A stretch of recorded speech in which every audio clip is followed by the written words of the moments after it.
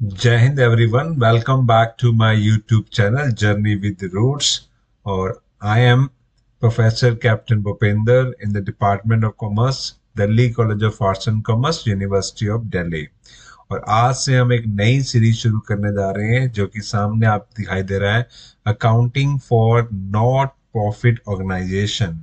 ये किसके ऊपर बेस्ड है? ये मेरी जो दो बुक्स हैं जो अमेजोन के ऊपर अवेलेबल है, तीन बुक्स मेरी अवेलेबल हैं। इन दोनों बुक्स जो ऑनर्स और पास की बुक्स हैं उनमें चैप्टर डिफाइन किया गया है। On the basis of that मैं एक्सप्लेनेशंस करने लगा हूँ, डिस्कशंस करने लगा हूँ। किसके regarding? Not for profit organisations का फाइनल काउंट कैसे बनते हैं।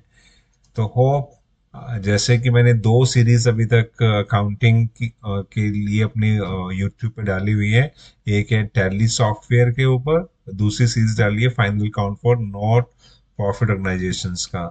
आज से मैं थर्ड सीरीज स्टार्ट करने जा रहा हूँ जो है accounting for not profit organisation. और इस सीरीज में 7 वीडियो मैं लॉन्च करने जा रहा हूँ। 7 वीडियो में जो 6 different kind of the categories है या सिचुएशंस है, यहाँ से एग्जामिनर फाइनल एग्जामिनेशंस में इस चैप्टर में से क्वेश्चन फ्रेम कर सकता है।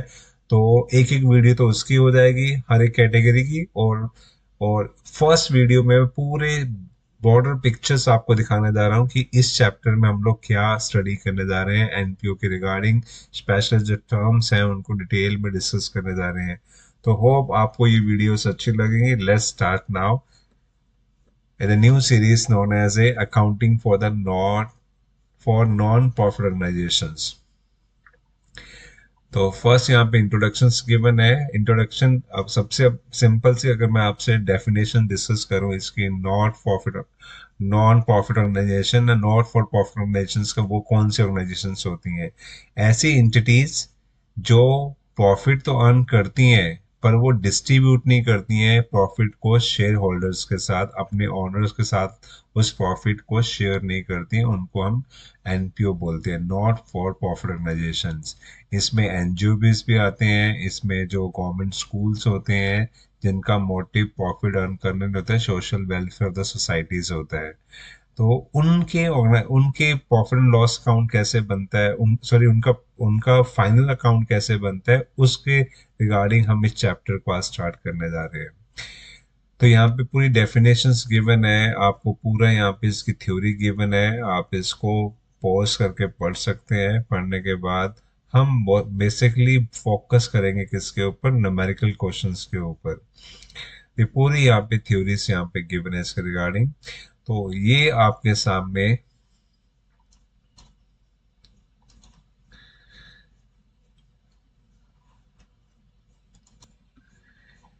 ओके जब हम बात करते हैं financial statement of the not for profit organisation, तो ये चार्ट नंबर 1 जो आपके सामने स्क्रीन पे दिखाई दे रहा है, इसमें देखिए 3 अकाउंट्स बनाने होते हैं आपको।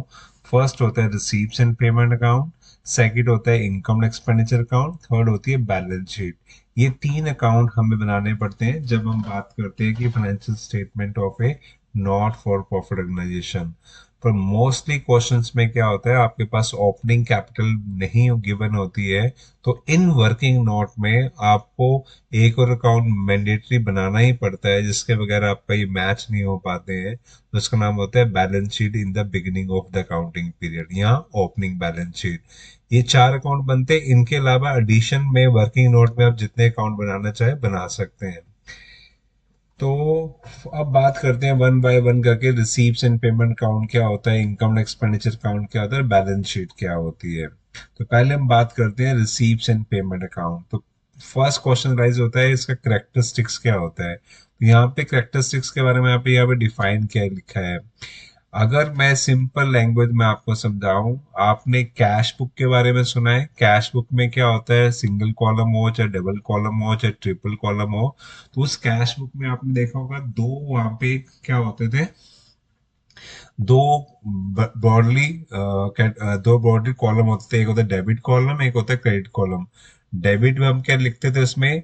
डेबिट में हम लिखते थे all the receipt, and credit में लिखते हैं ऑल द पेमेंट। ये हम करते थे कैश बुक जब हम बनाते हैं किसी प्रॉफिट ऑर्गेनाइजेशन की, राइट। अब उसमें वो जो कैश अकाउंट बनता है वो किस बेसिस ऑफ अकाउंटेंसी पे बनता है, वो बनता है कैश बेसिस ऑफ अकाउंटेंसी।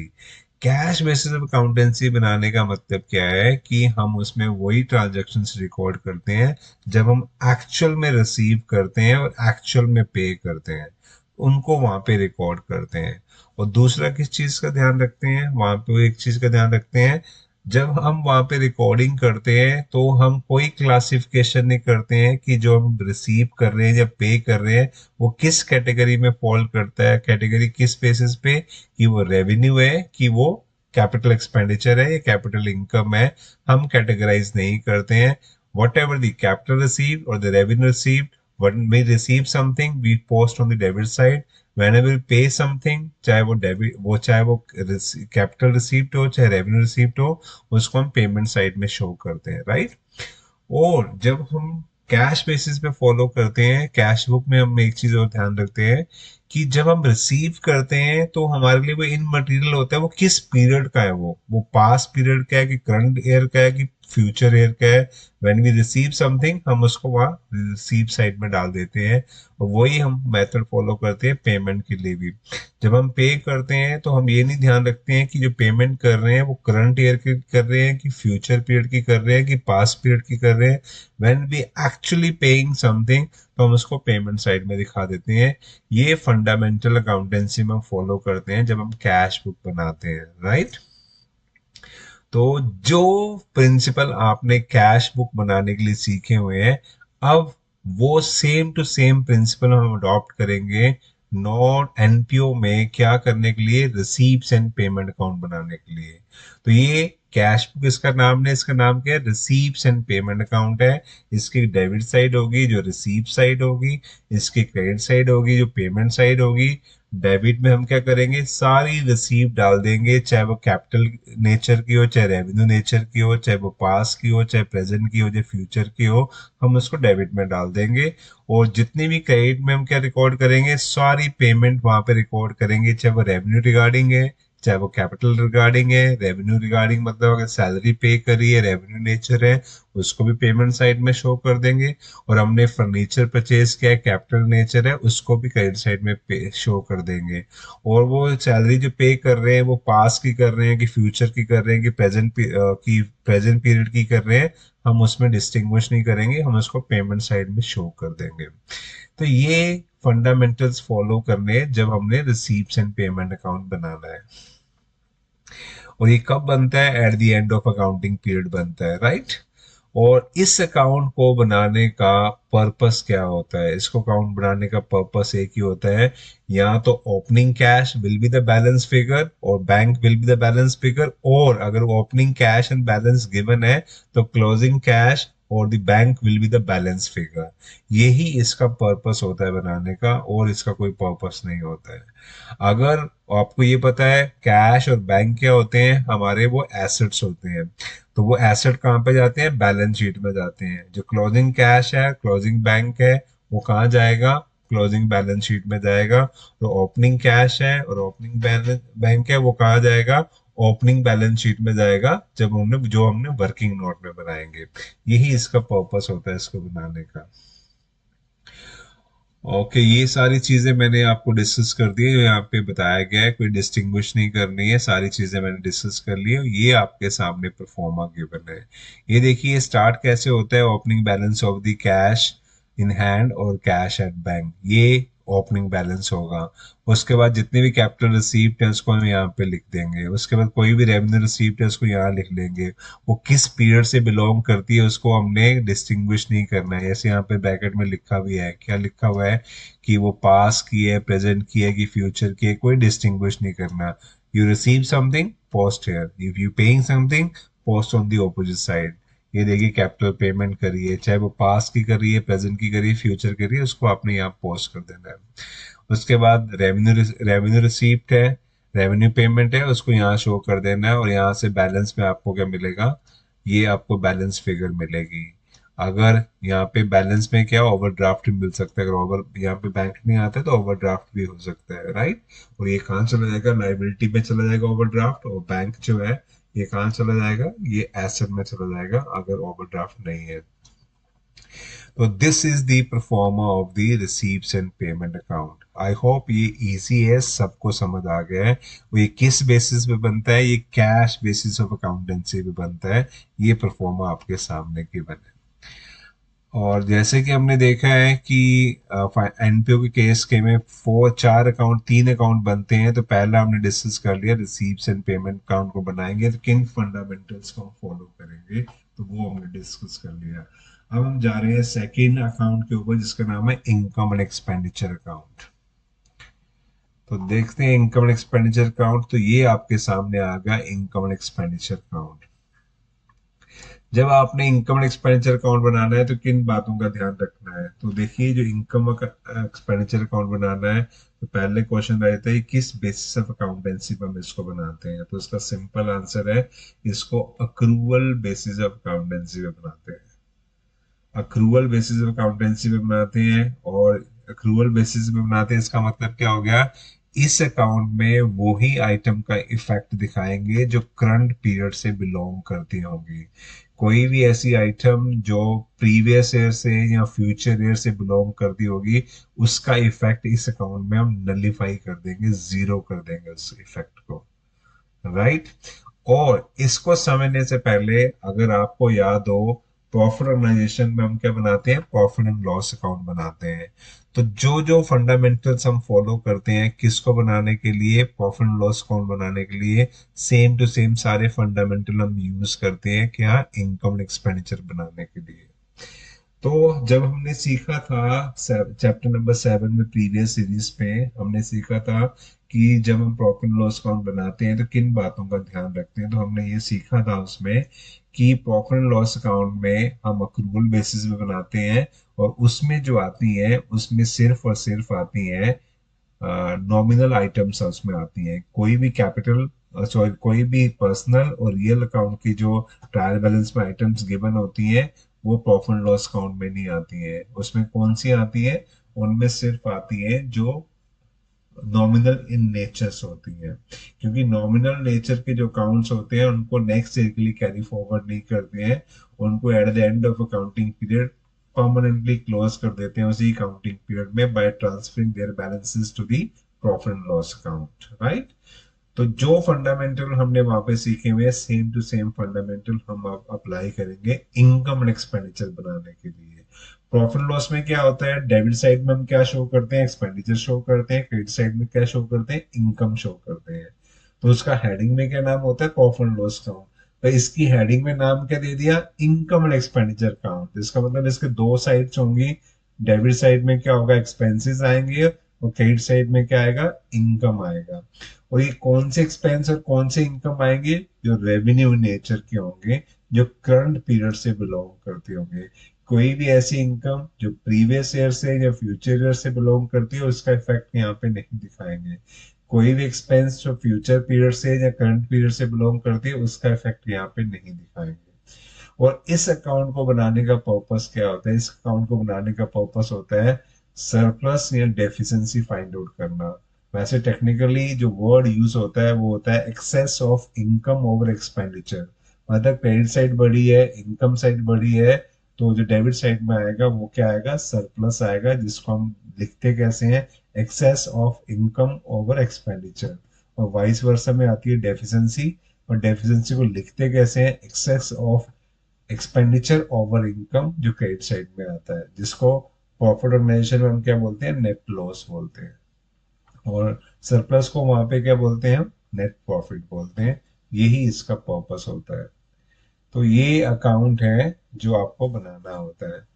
तो ये इसके बारे में यहाँ पे लिखा हुआ है, इसकी कैरेक्टरिस्टिक्स लिखे हुए हैं कि at the last at the accounting period में बनता है, अक्रूवल बेसिस पे बनाते हैं, और एक नॉमिनल अकाउंट होता है। मतलब इसमें सिर्फ क्या आते हैं, नॉमिनल आइटम्स इसमें आती हैं। और it does not start with any opening balance, इसमें कोई ओपनिंग बैलेंस नहीं होता है इसमें। ओके। तो करंट ईयर्स रेवेन्यू एक्सपेंडिचर वो सारा जो मैंने आपसे डिस्कस किया वो यहाँ पे बताया गया है। ये इसका परफॉर्मा आपके सामने गिवन है। ये देखिए एक्सपेंस गिवन है, नॉन कंज्यूमेबल। ये देखिए इसमें जो एक्सपेंस हैं वो दो कैटेगरी के होते हैं, एक होते हैं कंज्यूमेबल एक्सपेंस, एक होते हैं नॉन कंज्यूमेबल एक्सपेंस, कंजम्पशन जिनका नहीं हो सकता है। जैसे सैलरी है, रेंट है, रेट है, टैक्सेस है, रिपेयर है, इनको हम कंजम्पशन नहीं करते हैं। इनका कोई ओपनिंग बैलेंस नहीं होता है, इनका कोई क्लोजिंग बैलेंस नहीं होता है, इनका कोई परचेज नहीं करते, इनका कोई आउटस्टैंडिंग क्रेडिटर, इनका कुछ नहीं होता है। राइट। तो इसको क्या बोलते हैं? इसको बोलते हैं नॉन कंज्यूमेबल एक्सपेंस। वो एक होते हैं ये expense, expense account known as a consumable. Consumable का मतलब है जिनका हम कंजम्पशन करते हैं, जिनका ओपनिंग स्टॉक होता है, जिनका क्लोजिंग स्टॉक होता है, जिनको during the year accounting period purchase करते हैं, इनको बोलते हैं कंज्यूमेबल एक्सपेंस। अब इन दोनों को कैटेगराइज क्यों किया गया है? क्योंकि एडजस्टमेंट आपको सिखानी है, इसके लिए यहाँ पे इसको कैटेगराइज किया गया है यहाँ पे। नेक्स्ट है loss of the sale of the asset, revenue में डेप्रिसिएशन जैसे करते हैं वैसे ही, और दी अदर एक्सपेंस यहाँ दिखाए गए हैं। इनकम में दिखाए गए हैं जनरल डिस्पोजल है, जैसे जो इसकी रेवेन्यू नेचर की, ऐसी कोई इनकम जो रेकरिंग नेचर की हो, जो बार बार होती है, उनको हम क्या बोलते हैं? रेवेन्यू मानते हैं, उनको हम यहाँ शो करते हैं। वैसे फर्दर हम डिटेल में डिस्कशन करने जा रहे हैं कि डिसीजन कैसे लेंगे कि पर्टिकुलर आइटम कहाँ पे आएगी, वो इनकम एक्सपेंडिचर में आएगी कि बैलेंस शीट में आएगी, ये हम डिस्कशन करने जा रहे हैं नेक्स्ट नेक्स्ट इसके इस परफॉर्मा के बाद। तो ये परफॉर्मा यहाँ पे गिवन है आपको। और ये देखिए यहाँ पे आया है इसका जो बनाने का पर्पस क्या होता है। यहाँ तो ये बैलेंस फिगर आएगा जिसको क्या बोलते हैं? Excess of income over expenditure. और अगर ये साइड बड़ी है, डेबिट साइड बड़ी है, तो क्रेडिट साइड में ये बैलेंस फिगर आएगी known as a excess of expenditure over income as a balance figure. तो ये दो परफॉर्मा आपने डिस्कस कर लिए। और नेक्स्ट आपके हेडिंग में डिफरेंसेस गिवन है, किसका? रिसीप्ट एंड पेमेंट अकाउंट का, इनकम एक्सपेंडिचर अकाउंट का। थ्योरी के लिए आप इसको पढ़ सकते हैं, तो ये यहाँ पे डिफाइन कर दिया गया है। एक बार इसको पढ़ लेना तो आपको पूरा क्लियर हो जाएगा ये। तो मेन डिफरेंस यही है, रिसीप्ट एंड पेमेंट अकाउंट वो कौन सा है? रेवेन्यू, वो रियल अकाउंट है। और ये कौन सा है? ये नॉमिनल अकाउंट यहाँ पे बताया गया है। बाकी जो डिस्कशन किया है आप उसको लिख सकते हैं, ये सारे 8-10 पॉइंट यहाँ पे एक्सप्लेन किए गए हैं। अब चलो नेक्स्ट है थर्ड जो मेन अकाउंट है एनपीयू के केस में, वो क्या होता है फाइनल अकाउंट में? उनको बोलते हैं बैलेंस शीट। तो बैलेंस शीट को हम थोड़ा पढ़ लेते हैं। Balance sheet same to same है जो प्रॉफिट ऑर्गेनाइजेशंस के आपने देखी है। लेफ्ट डेबिट साइड में, लेफ्ट साइड में जो हम क्या लिखेंगे? लाइबिलिटी लेंगे, राइट साइड में हम क्या लेंगे? हम एसेट्स लेंगे। सारा कुछ सेम टू सेम है, सिर्फ एक चेंज इसमें है, एक एक्सेप्शन है इसमें।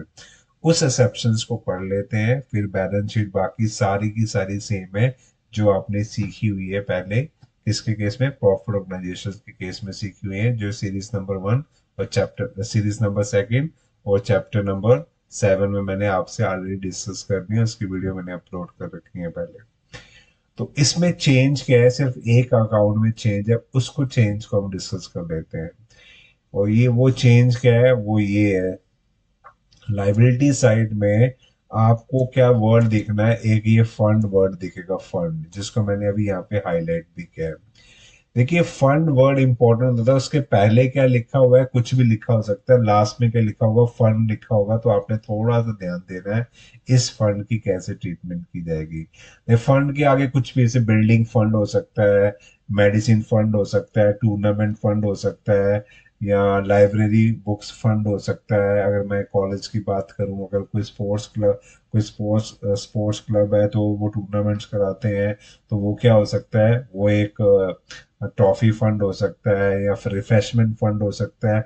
कुछ भी नाम रख सकते हैं पहले, और लास्ट में अगर फंड लिखा हुआ है तो फंड का मतलब क्या हुआ है? एनपीओ में उसकी एक स्पेशल ट्रीटमेंट होती है, वो ट्रीटमेंट हम यहाँ पे सीखने जा रहे हैं। वो ट्रीटमेंट क्या है? अगर टर्म फंड लिखा होगा तो वो फंड वाली आइटम कहाँ पे आएगी? वो आएगी सीधा सीधा बैलेंस शीट में आएगी, लाइबिलिटी साइड में, बिकॉज ये कैपिटल नेचर्स होती है, ये रेवेन्यू नेचर्स की नहीं होती है। क्लियर? अब वो फंड यहाँ लिख दिया, उसका ओपनिंग बैलेंस हमने यहाँ लिख दिया। अब इस फंड में कोई भी इनकम होगी और कोई भी एक्सपेंस होगा, चाहे वो किसी भी नेचर का हो। जैसे ध्यान से सुनना इस चीज को, कि कोई किसी भी फंड की जो इनकम है और एक्सपेंडिचर है, चाहे वो किसी भी नेचर का हो, चाहे रेवेन्यू नेचर का हो, चाहे कैपिटल नेचर का हो, वो फंड में ही एडजस्ट होगा बैलेंस शीट में। ये है exception to the general rule.